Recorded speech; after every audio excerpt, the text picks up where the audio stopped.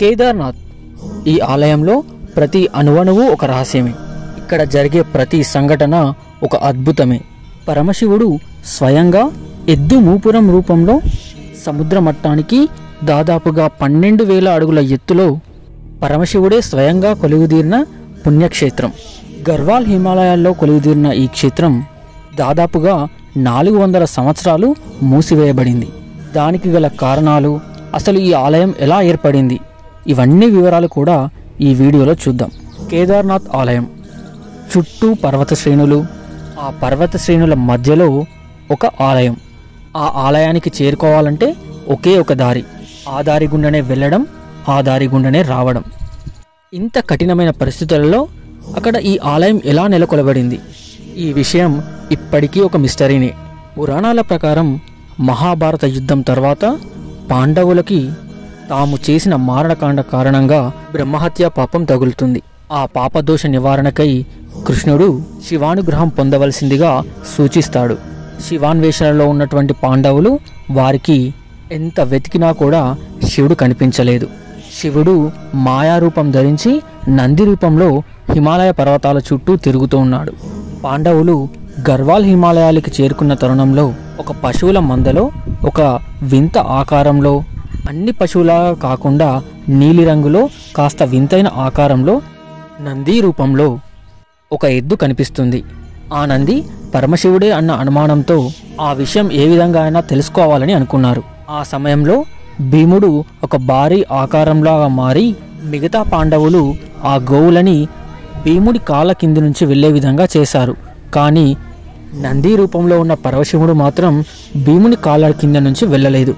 ఈ సంఘటనతో అది పరమశివుడే అని భావించిన పాండవులు ఆ ఎద్దు దగ్గరికి వెళ్తారు. అది గమనించిన పరమశివుడు భూమి లోపలికి వెళ్ళడం ప్రారంభించాడు. అది గమనించిన భీముడు ఎద్దు మూపురాన్ని పట్టుకొని భూమి లోపలికి వెళ్లకుండా ఆపడం జరిగింది. అలా పట్టుకోగానే దాదాపుగా లోపలి వరకు వెళ్ళిన పరమశివుడు ఎద్దు మూపురం వరకు వచ్చేసరికి భూమి లోపలికి వెళ్లే పరమశివుడు అక్కడే ఆగిపోవడం జరిగింది. వీరి భక్తికి మెచ్చి పరమశివుడు వాళ్ళకి అనుగ్రహిస్తూ వారికి పాప నివారణ చేయడం జరిగింది. అంతేకాకుండా ఎద్దు మూపురం వరకు మాత్రమే బయటకు కనిపించేలా ఉంది కాబట్టి ఎద్దు మూపురం ఆకారంలో శివుడు స్వయంగా కొలువుదీరినటువంటి ఒక మహాపుణ్యక్షేత్రంగా కేదార్నాథ్ పిలువబడుతుంది. ఈ విధంగా కేదార్నాథ్ ఆలయం అనేది అక్కడ నెలకొల్పబడింది. కానీ క్రీస్తు శకం 3వ శతాబ్దం నుండి 7వ శతాబ్దం వరకు దాదాపుగా 400 సంవత్సరాలు మినీ ఐస్ ఏజ్గా పిలువబడుతుంది. ఆ 400 సంవత్సరాలు హిమాలయాలు పూర్తిగా మంచుతో కప్పబడిపోతాయి. తద్వారా అక్కడ ఉన్నటువంటి ఆలయాలు, గ్రామాలు అన్నీ కూడా మంచుతో కప్పబడిపోతాయి. ఆ 400 సంవత్సరాలు కేదార్నాథ్ ఆలయం పూర్తిగా మూసివేయబడింది. కానీ మనం ప్రస్తుతం చూస్తున్నటువంటి ఈ ఆలయం నిజానికి పాండవులు నిర్మించిన ఆలయం కాదు. కేవలం విగ్రహం మాత్రమే పాండవుల కాలం నాటిది. మనం ప్రస్తుతం చూస్తున్నటువంటి ఈ ఆలయాన్ని క్రీస్తు శకం 8వ శతాబ్దంలో ఆదిశంకరాచార్యులు నిర్మించారు. ఇక్కడ ఒక వింత ఏంటి అంటే కేదార్నాథ్ ఆలయం మరియు రామేశ్వర ఆలయం ఈ రెండు కూడా ఒకే ఒక సరళ రేఖలా ఉంటాయి. ఈ సరళ రేఖపై కాళేశ్వరం, శ్రీకాళహస్తి, కాంచీపురం, తిరువన్నమలై, చిదంబరం ఈ ఆలయాలు అన్నీ కలిపి ఒకే సరళ రేఖపై ఉన్నట్టుగా ఉంటాయి.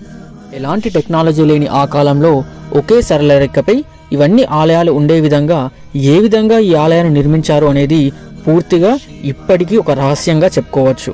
దాదాపుగా సముద్ర మట్టానికి 12,000 అడుగుల ఎత్తులో ఉన్నటువంటి ఈ కేదార్నాథ్ ఆలయం పూర్తిగా రాళ్లతో నిర్మించబడిందండి.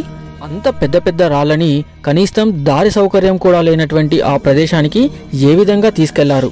ప్రతి రాయి కూడా ఒకదానితో ఒకటి ఇంటర్లాకింగ్ టెక్నాలజీని ఉపయోగించి నిర్మించడం జరిగింది. ప్రస్తుత కాలంలో కూడా అంత టెక్నాలజీతో ఒక ఆలయాన్ని నిర్మించలేం. మరి ఆ కాలంలోనే ఈ టెక్నాలజీతో ఏ విధంగా అంత ఎత్తైన ప్రదేశంలో నిర్మించారనేది ఒక గొప్ప విషయంగా, ఒక మహా రహస్యంగా కూడా చెప్పుకోవచ్చు. ఇక్కడ మరో విశిష్టత ఏంటి అంటే ఈ ఇంటర్లాకింగ్ టెక్నాలజీతో నిర్మించినటువంటి ఈ ఆలయం ఎన్నో ప్రళయాలను తట్టుకొని నిలబడింది. దానికి ఉదాహరణే 2013లో జరిగినటువంటి ఒక మహా ఉపద్రవం. అంతటి ప్రళయాన్ని కూడా తట్టుకొని ఈ ఆలయం చెక్కు చెదరకుండా నిలబడింది.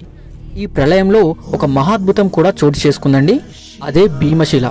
ఎక్కడో పర్వత శ్రేణుల నుంచి ప్రవహిస్తూ వస్తున్నటువంటి ఆ వరదల్లో ఒక పెద్ద బండరాయి ఆలయానికి వెడల్పు ఎంతైతే ఉంటుందో అంత వెడల్పుతో ఒక పెద్ద బండరాయి అనేది ఆలయం వెనకాల వచ్చి ఉంది. అలా ఆలయం వెనకాల ఉండడం వల్ల ఎంతో వేగంగా ప్రవహిస్తున్నటువంటి వరద అనేది 2 పాయలుగా చీరిపోయి ఆలయానికి ఎలాంటి హాని కలగకుండా ఉంది.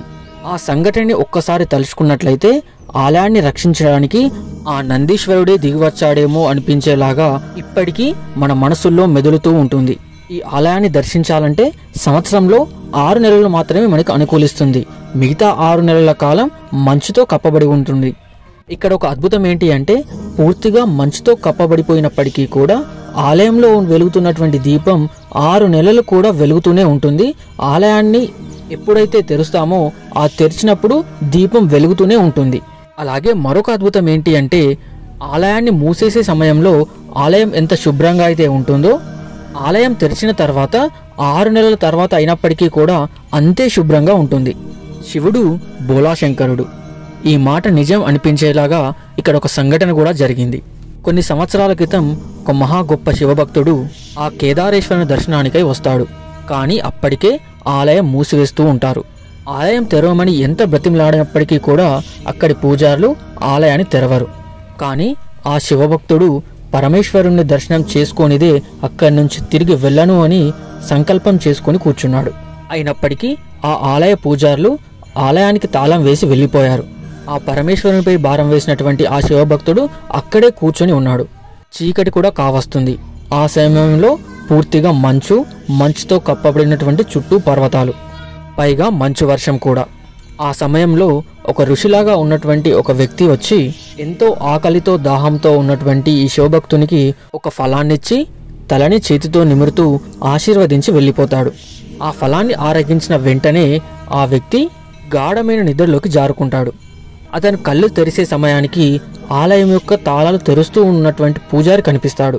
ఆలయాన్ని తెరవడం చూసినటువంటి ఆ శివభక్తుడు వెంటనే పరుగున ఆలయ ముఖద్వారం వరకు వచ్చి 6 నెలలు ఈ ఆలయాన్ని తెరవరని చెప్పారు కదా, తెల్లవారుజామునే ఒక్కరోజు కూడా కాకముందే మళ్ళీ ఆలయాన్ని ఎందుకు తెరుస్తున్నారు అని ప్రశ్నిస్తాడు. ఆ మాట విన్న పూజారి ఒక్కసారిగా కంగు తింటూ, నువ్వు ఆలయం మూసేసే సమయంలో ఉన్నటువంటి ఆ వ్యక్తివే కదా అంటాడు. ఈ శివభక్తుడు అవును అని జవాబిస్తే అప్పటి నుండి నువ్వు ఇక్కడే ఉన్నావా అని కూడా అడుగుతాడు. అతని సమాధానం విన్న పూజారి ఒక్కసారి దిగ్భ్రాంతికి గురవుతాడు. ఈ ఆలయాన్ని మూసేసి 6 నెలల సమయం అవుతుందండి, 6 నెలల తర్వాత ఈ రోజే ఆలయాన్ని తెరుస్తున్నట్టుగా చెప్తాడు. ఈ విషయం విన్న శివభక్తునికి ఏమీ అర్థం కాలేదు. అసలు ఏం జరిగింది అని ఆ పూజారి ప్రశ్నించగా జరిగిన విషయం అంతా చెప్తాడు. అది విన్న పూజారి, నువ్వు గొప్ప శివభక్తుడివి, అందుకే నీకు ఆ పరమేశ్వరుడు దర్శనమిచ్చాడు. నీలాంటి శివభక్తుని దర్శించడం నా ఒక మహాభాగ్యం అంటూ ఆ శివభక్తుని యొక్క కాళ్ళపై పడి క్షమాపణలు కోరుతాడు. ఇలా చెప్పుకుంటూ పోతే కేదార్నాథ్ ఆలయం గురించి ఎన్నైనా చెప్పుకోవచ్చు. కానీ ఒక దిగ్భ్రాంతికి గురిచేసే అంశం ఏంటి అంటే ఈ కేదార్నాథ్ ఆలయం కొంతకాలం తర్వాత మనకి కనిపించదు. అవును, మీరు విన్నది నిజమే.